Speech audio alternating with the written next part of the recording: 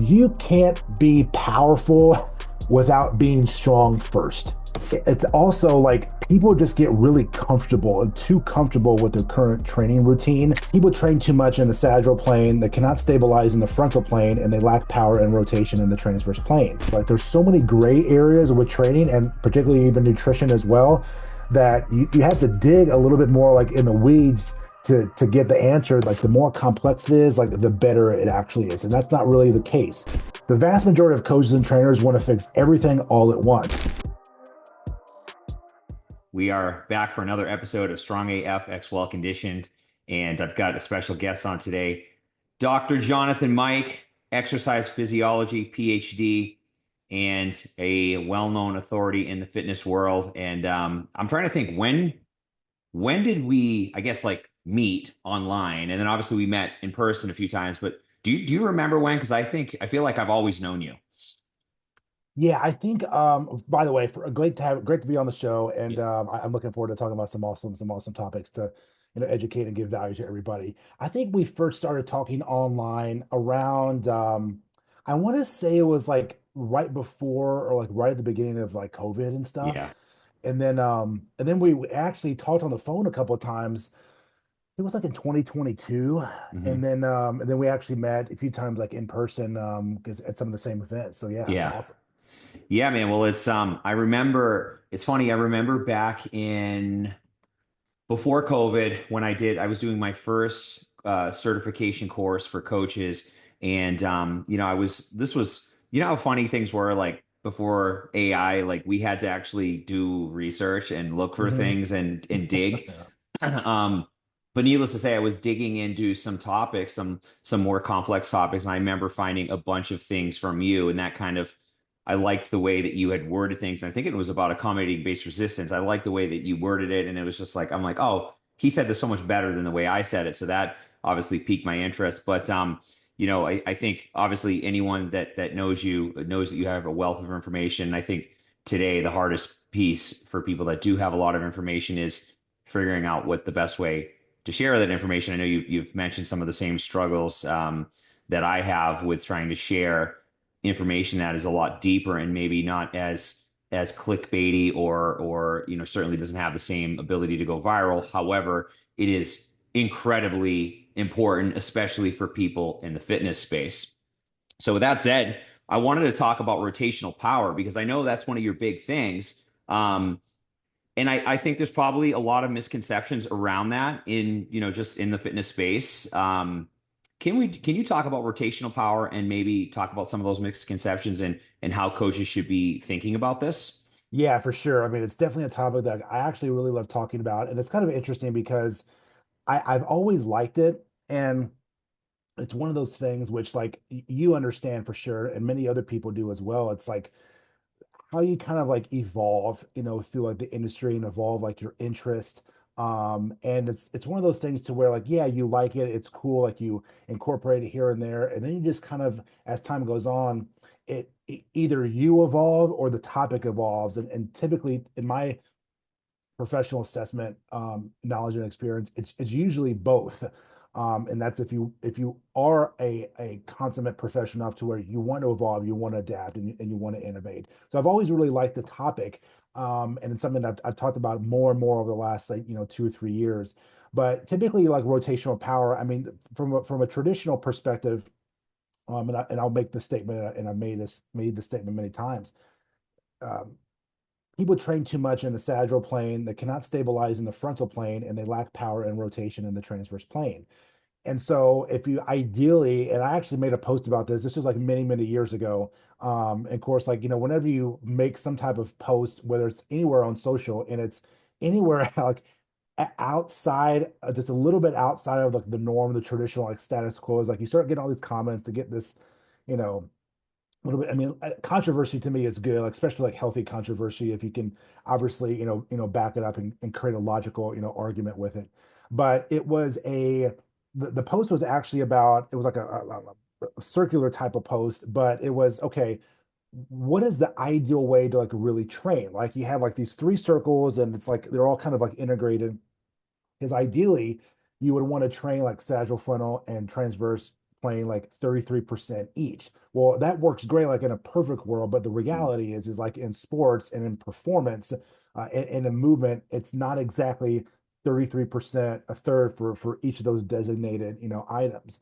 And so, but you should certainly absolutely dedicate relatively roughly somewhat around, equal time perspective for each of those types of categories. And Hmm. I have found, both personally and working with different types of people like over the years, and even like normal gym individuals, everyone is just training too much in sagittal and frontal plane, and it's almost this. It's kind of like, okay, yeah, let's every day is, chest day international, every day, every Monday is international chest day and Friday's arm day. And then like, okay, yeah, I'll do legs. Well, I'll just sprinkle in some leg presses and some leg extensions, like, and I'll be good. And the reality is like, that's not really going to work or create a higher level of performance or even a higher level of like respectable physique. So the topic of rotational power is I think it's awesome. I think it's something that people absolutely should start incorporating it.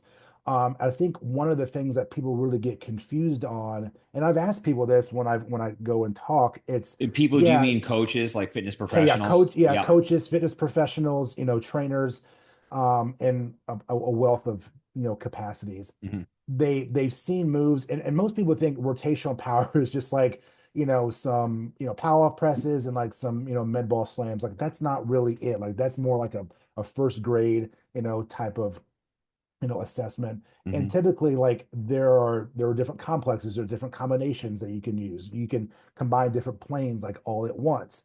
You take a look at like a golf swing, like for example. I mean, it's actually not much in sagittal, but it's actually a combination of frontal and transverse, right? Transverse. Yep. So it's actually a combination of both. But I think where people really get tripped up on is thinking that, and it's very similar to like overall lifting and movement patterns. Like the more complex it is, like the better it actually is, and that's not really the case. And it's Hmm. not always the case either.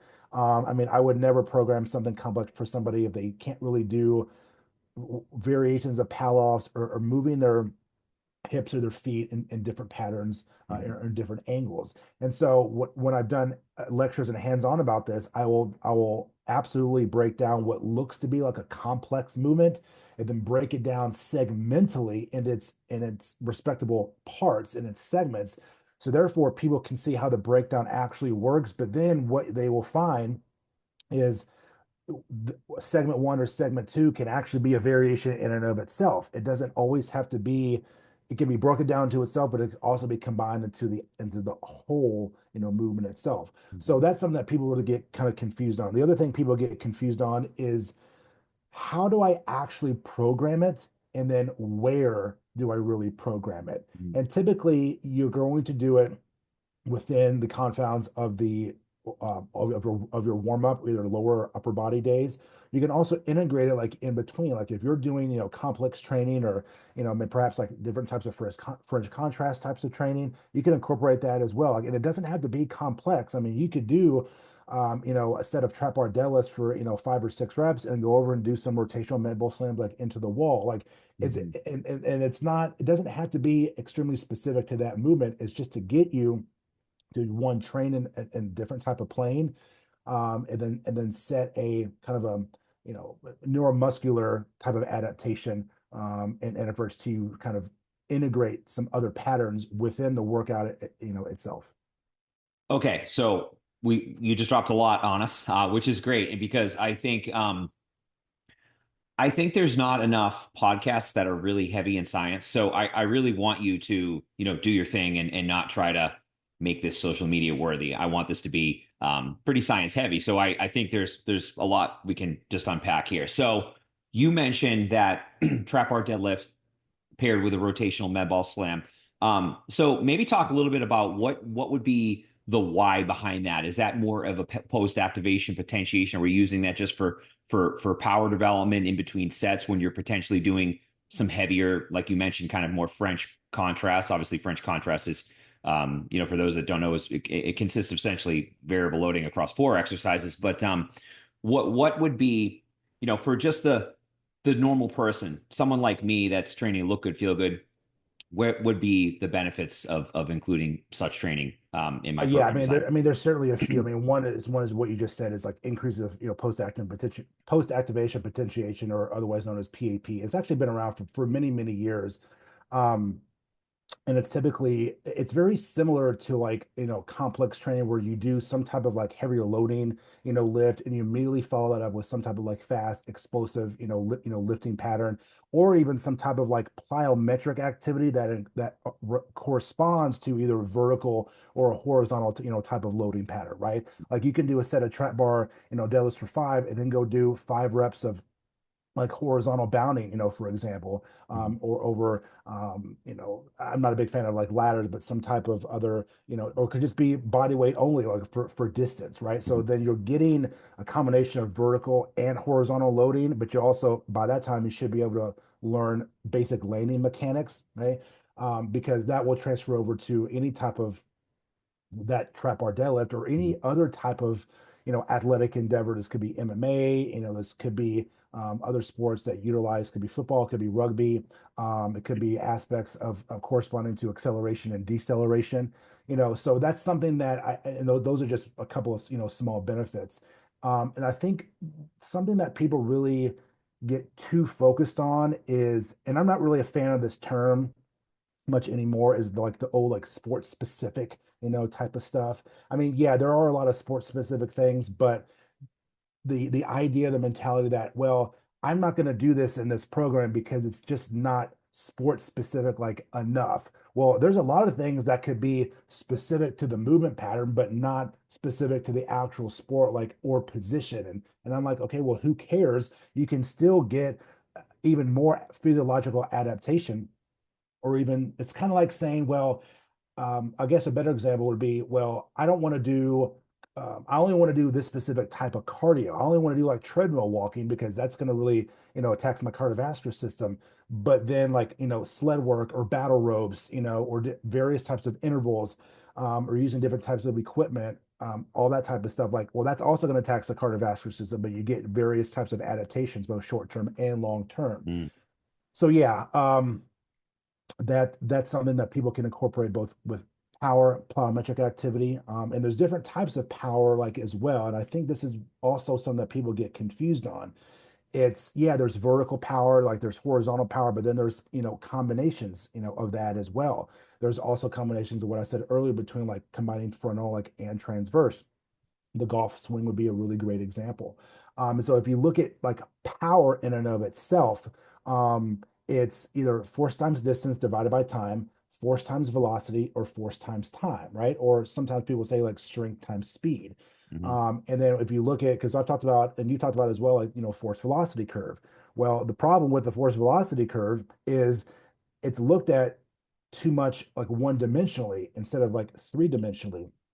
And what I mean is, if you look at kind of like, and I've actually made some posts about this, if you essentially a force velocity curve for those that may not be familiar, is essentially as force goes up, the speed and velocity of the movement like actually goes down, right?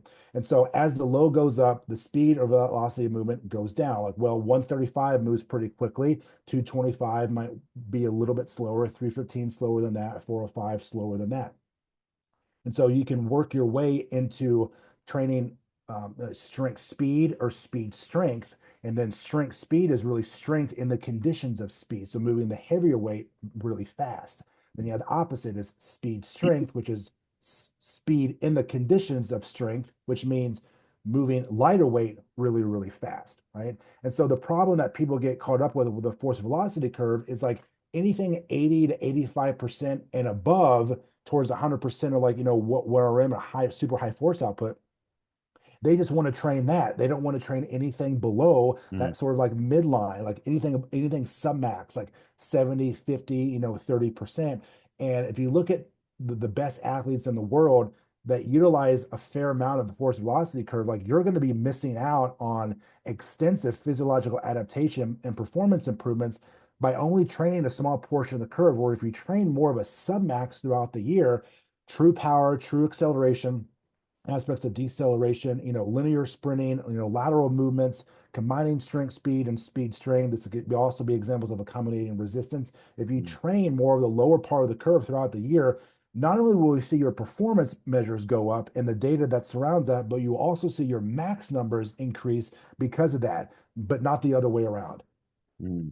Yeah, those, I mean, there's, you just unpacked a lot of things there as far as the continuum of power development. And I think one of the things that just popped into my mind is how how ingenious Louis Simmons was to recognize the fact that, obviously increasing loading and trying to do speed strength work with a deadlift or a squat or a bench, that you invariably do lose bar velocity, and that we can kind of have a loophole on that system by using accommodating base resistance and specifically bands. I think we're, we get obviously the overspeed eccentric, but using much lighter loads and being able to not have that load through full range of motion and being able to be explosive through that entire set, I think is such an ingenious thing. Because I often get the question, what do I do if I don't have bands or chains? And the obvious answer is, well, you can go up a little bit in the load percentage. Maybe you go from 50 to 60%. And then, but I don't find it to be,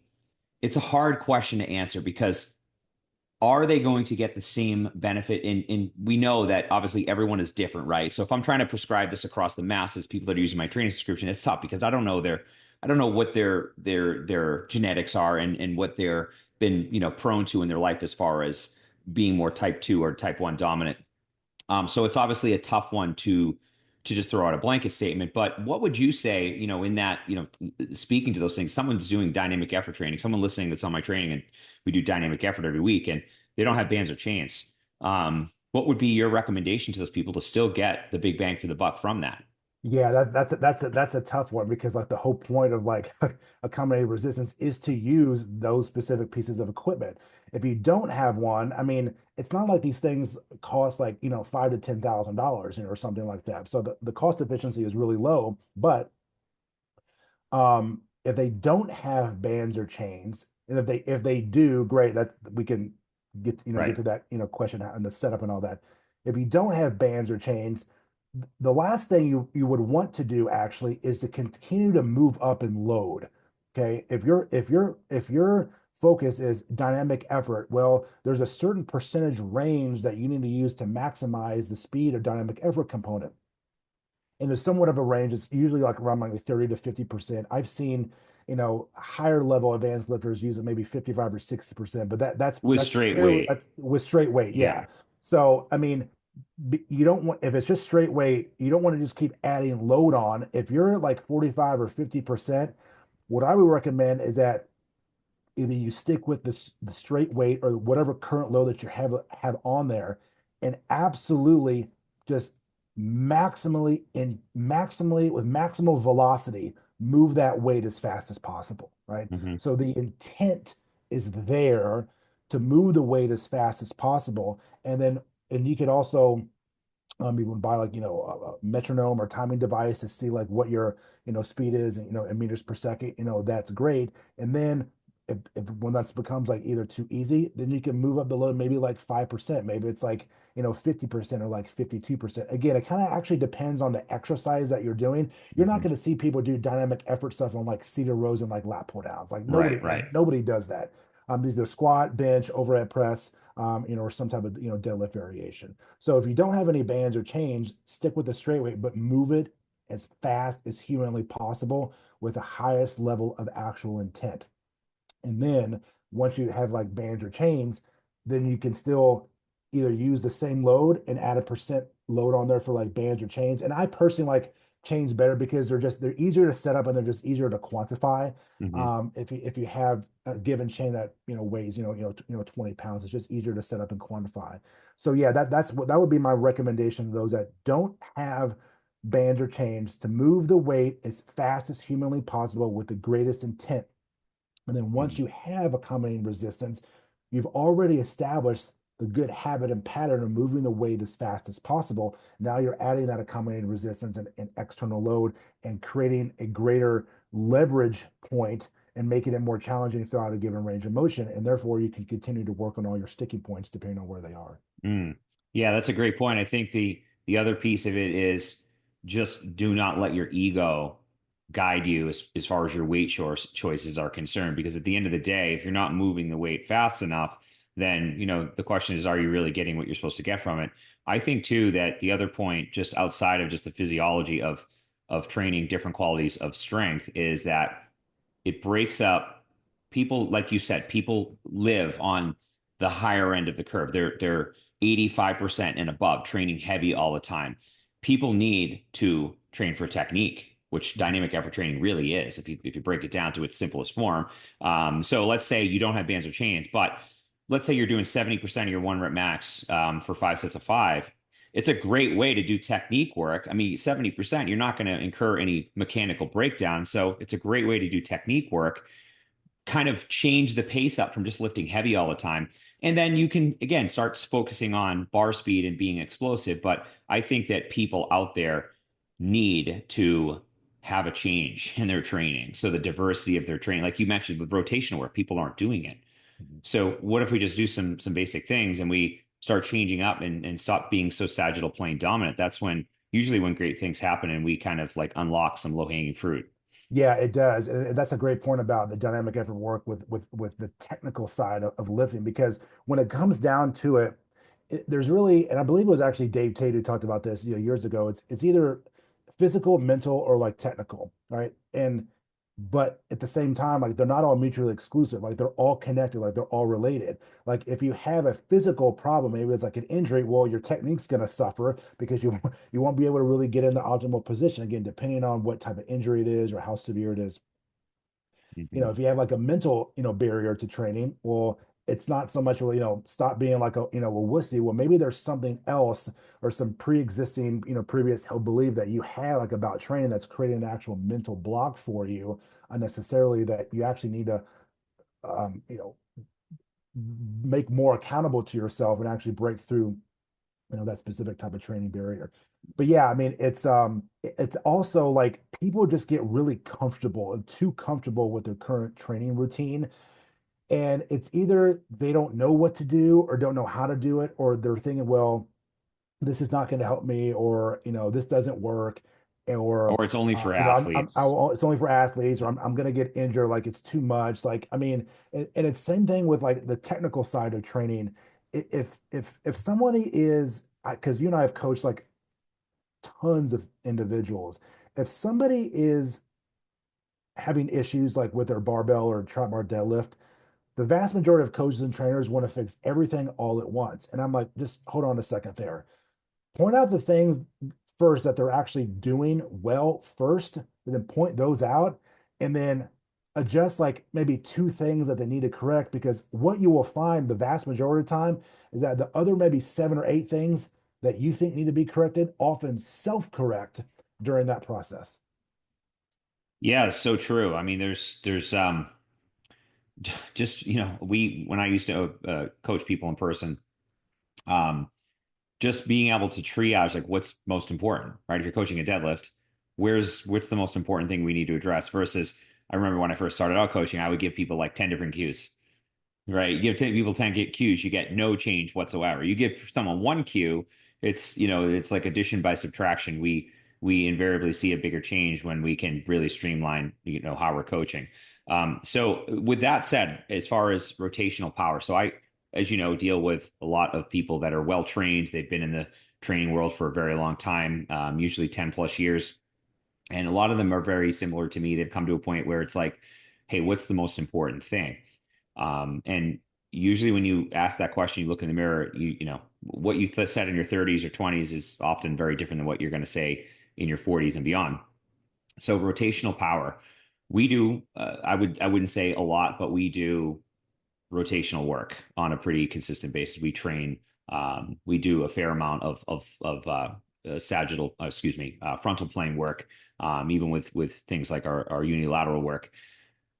But the question I have is, where's the low hanging fruit? If you were like, hey, here's 3 exercises, here's how I would do it, and again, very simplistic way of like someone like me that probably just needs to do it more can benefit, but I also don't want to go down a rabbit hole either, and I just want to get into my training and do my thing and feel good, look good. Okay, so what is the low hanging fruit with It's general population. Yeah, I think the low hanging fruit is I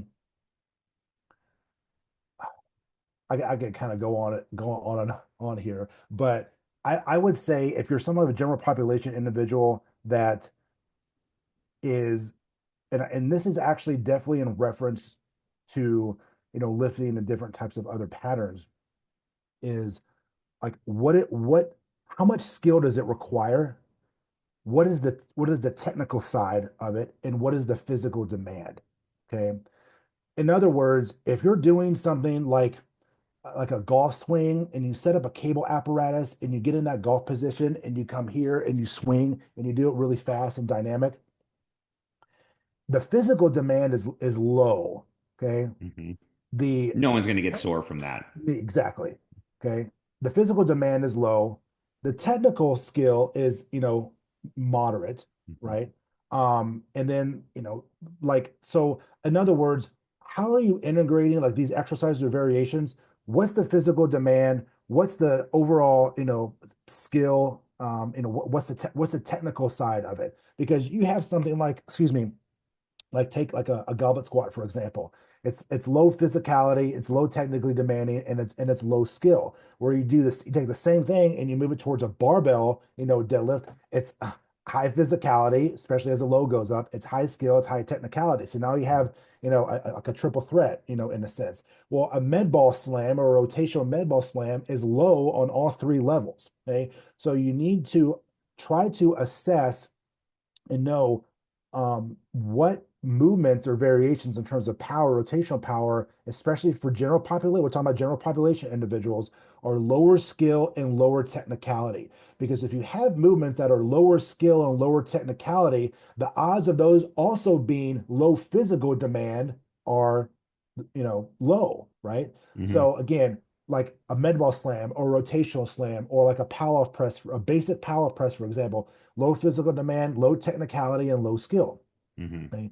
So for general population people, you do not need to really do overly complex, high sequential movements that take a lot of different types of coordination. You have to keep it simple. You have to keep it low skill, low technicality, because here's the real truth. If someone is low skill, low technicality, you can take that same movement and make it higher skill or higher technicality just by changing either a piece of, attachment, Hmm. or, rotate your hip, or, move your foot in a frontal or more transverse plane, type of motion. So to sum up that statement is pick things for general population that are looking to try different movements, low skill, low technicality, and the low physical demand. I love that. And one of the main ones that I use in my own programming for Gen Pop is rotational med ball slam, right? Mhm. Like you said, it's a triple threat. I also love the rotational landmine rotation to press Yeah, with an empty bar. I mean, you don't really yeah, need an appreciable load to do that one. yeah, and And off, that's and a it's really great example, and I that's one of my favorites too, and that's a really great example of the kind of like the, because I'm a big WWE fan, triple threat matches and all that yeah. type of stuff. So that's a really great example, like landmine, roads, like, rotational, press, whether it's say empty weight, right? The thing with that one is that that is a perfect example of something that starts out with low skill, low technicality, and low physical demand. As the load gets higher, there's actually a linear increase in all three of those, because then you can move at a faster dynamic pace. Or if you have a heavier load, it requires more physical effort to Mm. get the load up and the transition, right? So there's different sequences, and that can change based on load and how fast or slow that you actually move the weight. So that's a really great example of a movement that takes advantage or even disadvantage of all three of those components.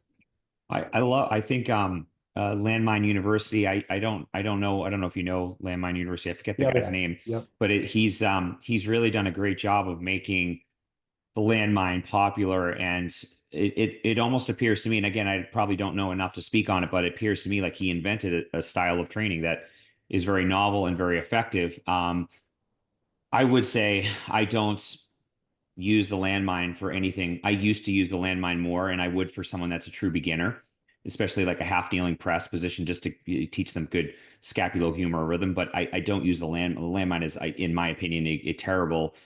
form of training for hypertrophy. I mean, there's Yeah. the resistance profile is just complete shit. But as Yep. far as accuracy and rotational power, landmine rotation to press, I love that one because it's people often do it and they're like, holy shit, I can't, they can't even do it.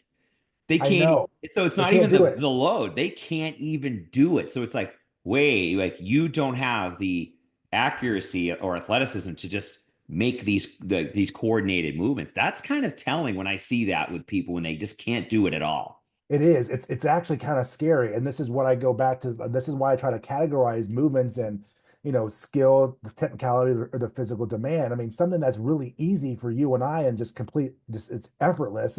It's very hard and very complex, for individuals because they don't have and have yet developed the really coordination, neuromuscular efficiency to do those types of patterns.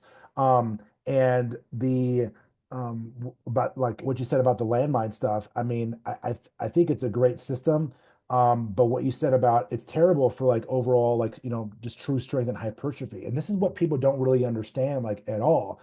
It's can you train for strength and hypertrophy? Yeah, you can. Can you actually throw in some plyometrics at the same time? Of course you can. Can you throw in aspects of, power, speed, and strength? Yeah, for sure. But you know, how many competitive bodybuilders do you see doing landmine Mm, training? You don't, right? Because they don't train for it. It's not the purpose of the actual training.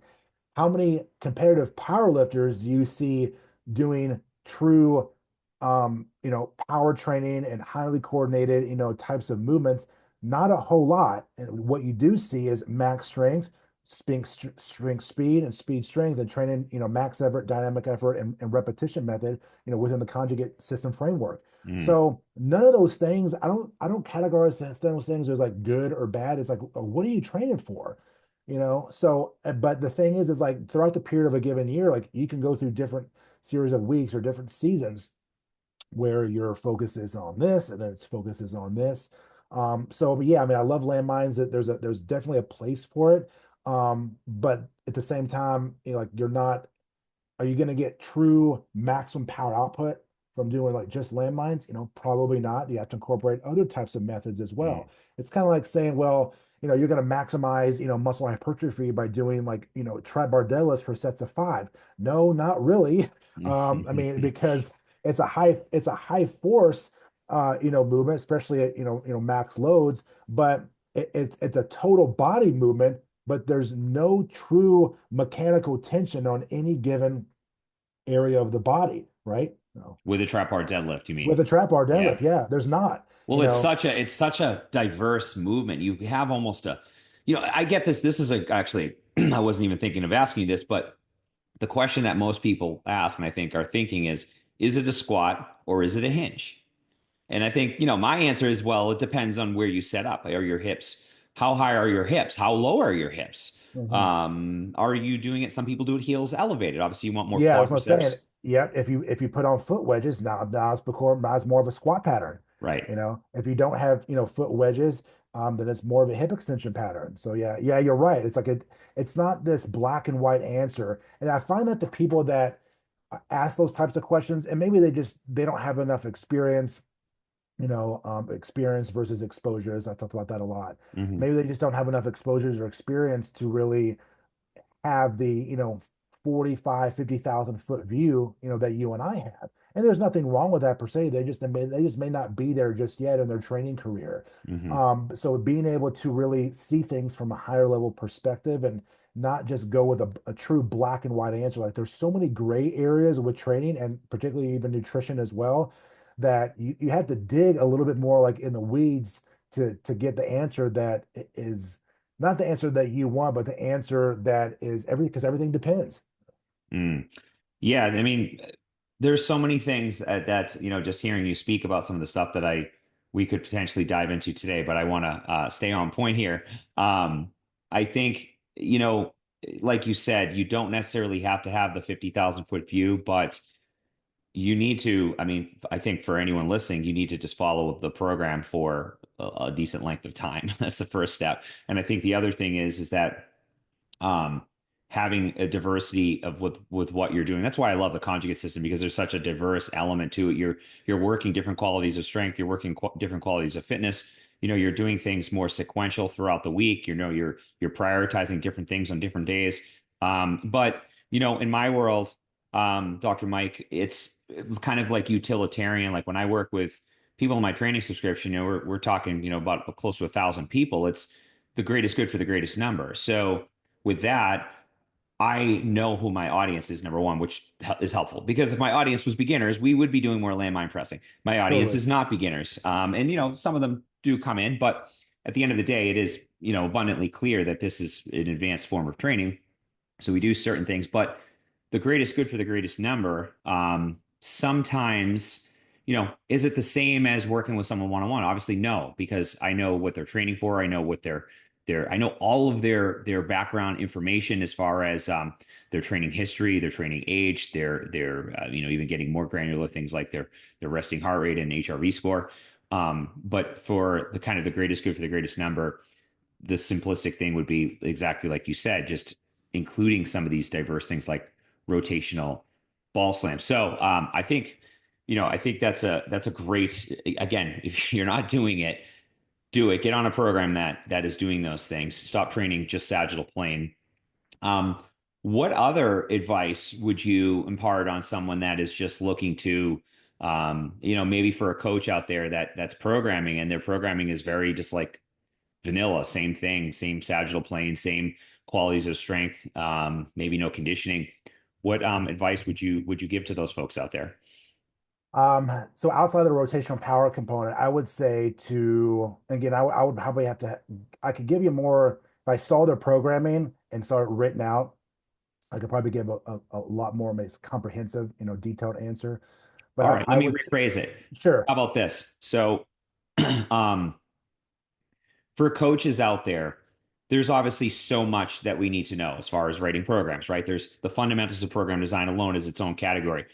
You are obviously a PhD in exercise phys. So if you had to break down maybe the need to know exercise phys for a coach there, because I know you have such a diverse background with nutrition, and I mean, it's basically there's nothing that you don't know. So what would you say is like the three pieces as far as someone that maybe I see a lot of coaches that are like, hey, what should I learn? Like, how much science do I need to know? Do I need to know exercise metabolism and the sliding filament theory and so on and so forth?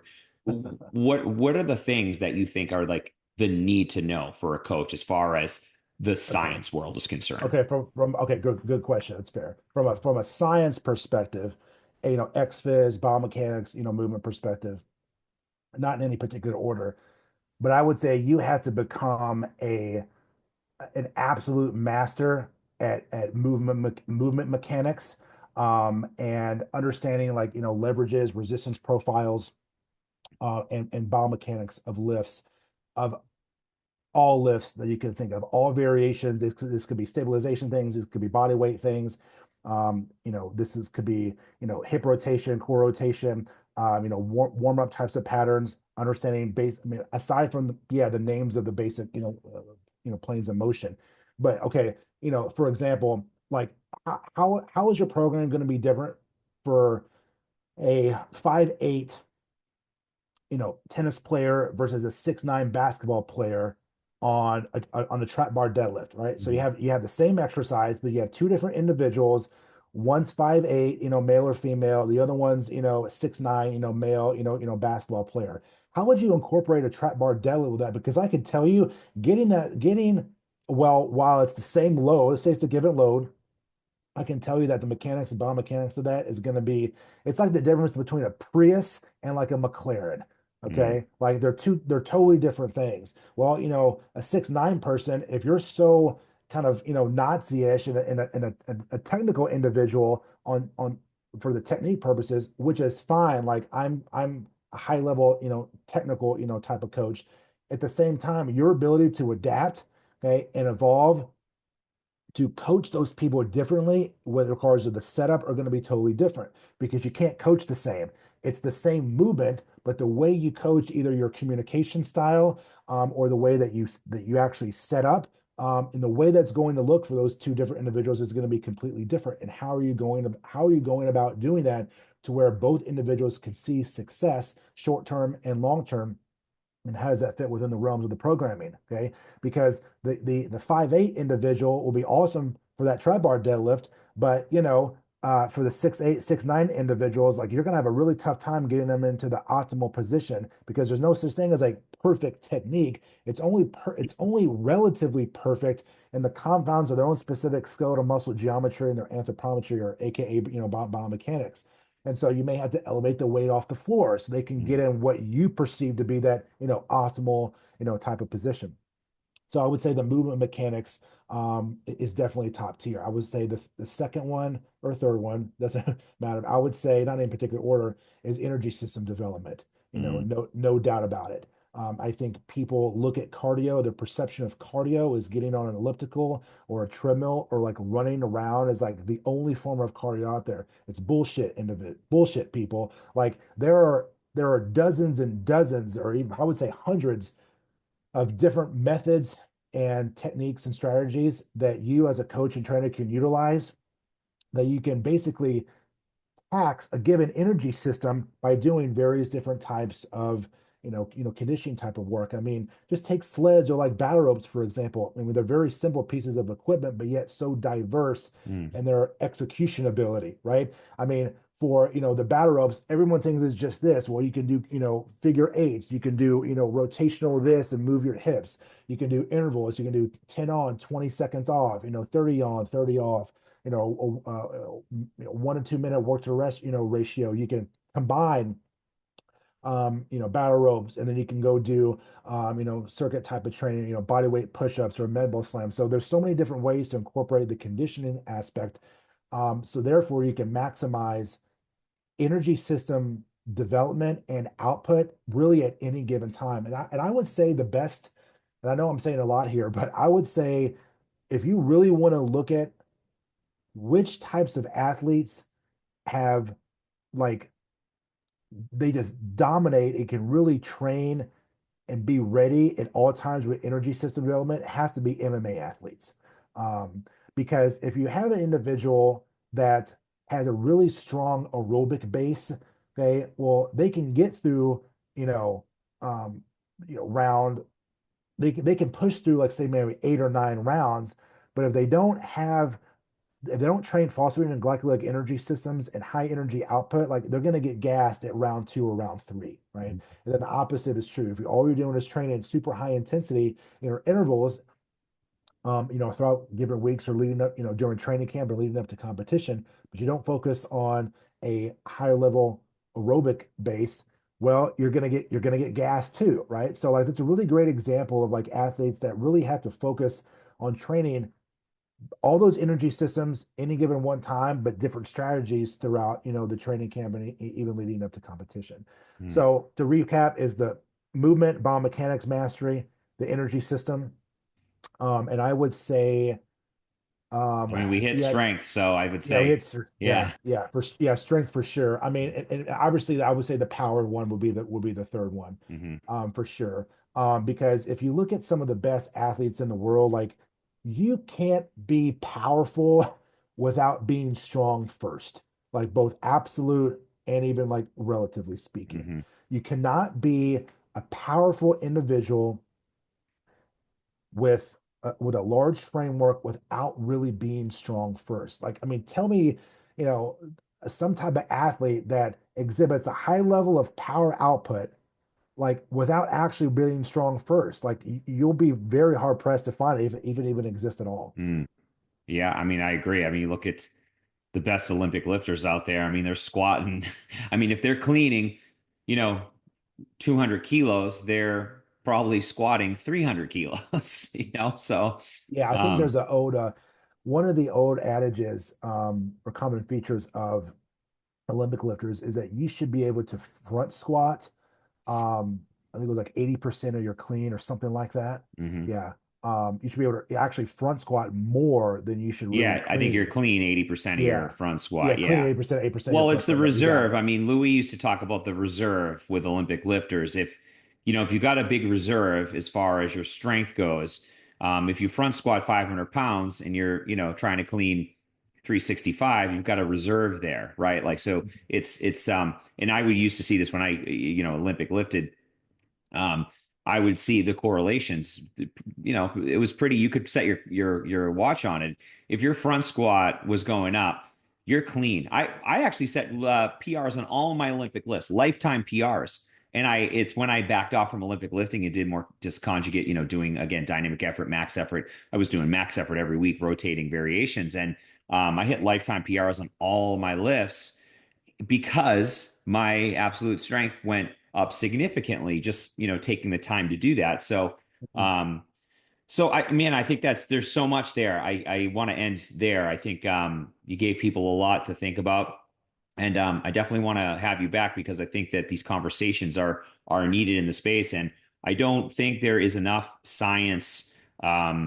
It's social media has just become, what it's become. It's become very tough to get information out there that is rooted in um, rooted in something that is actionable and really, evidence based is kind of the thing. You got the evidence based crowd, you got the bro crowd, and then I feel like there's people in the middle that are like, hey, you need practical, you need science, you need to be familiar with studies, but that there is obviously, like you mentioned early on, there's a gray area there, and that we have to be mindful of. And what works in a textbook is maybe or may not work in the real world setting. So where can people find you?